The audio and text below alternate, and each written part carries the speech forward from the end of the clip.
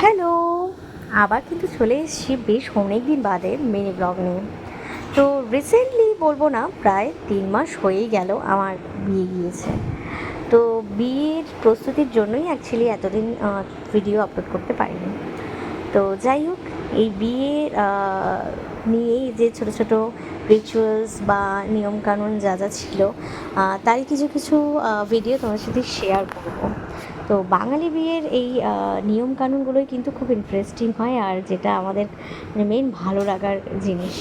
তো যাই হোক, বিয়ে শুরুর আগে যে প্রথম ধাপ যেটা ছিল সেটা হচ্ছে আমাদের কার্ডে হলুদ আর সিঁদুর দেওয়া, যেটা আমার ইচ্ছা ছিল আমাদের বাড়ির মানে নিয়ম অনুযায়ী আমাদের বাড়ির মন্দিরে বসে বড়রা সবাই মিলে এটি করে থাকেন।